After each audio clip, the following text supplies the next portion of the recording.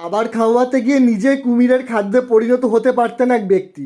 জলাশয়ের পাশে দাঁড়িয়ে বিশাল একটি কুমিরকে ডেকে খাবার খাওয়াচ্ছিলেন তিনি। সেই ঘটনার দৃশ্যই ধরা পড়েছে সমাজ মাধ্যমের একটি ভিডিওয়। ভাইরাল হয়েছে ভিডিওটি। ভিডিওটি প্রকাশিত হওয়ার সঙ্গে সঙ্গে ঝড় তুলেছে সমাজ মাধ্যমে। ভিডিওটি একদিকে যেমন দর্শকের মনে ভয় ধরানো অনুভূতি জাগিয়েছে, তেমনই মুগ্ধ করেছে।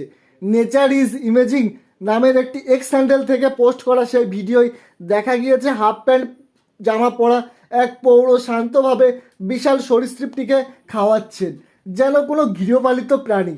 ধীরে ধীরে জল ছেড়ে কাদা ভরা জমিতে উঠে আসছে দানবাকৃতির কুমিরটি।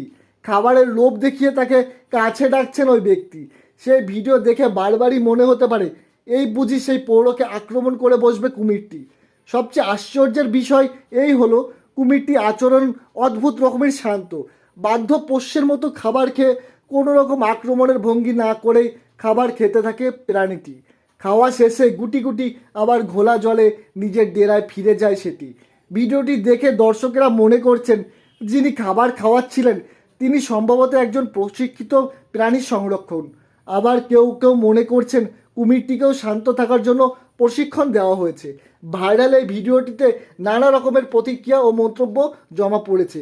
বেশিরভাগ দর্শক এই কাজকে বেপরোয়া আচরণ বলে মনে করেছেন, আবার অনেকে এই ঘটনাটিকে নিছক বোকামি বলে অভিহিত করছে।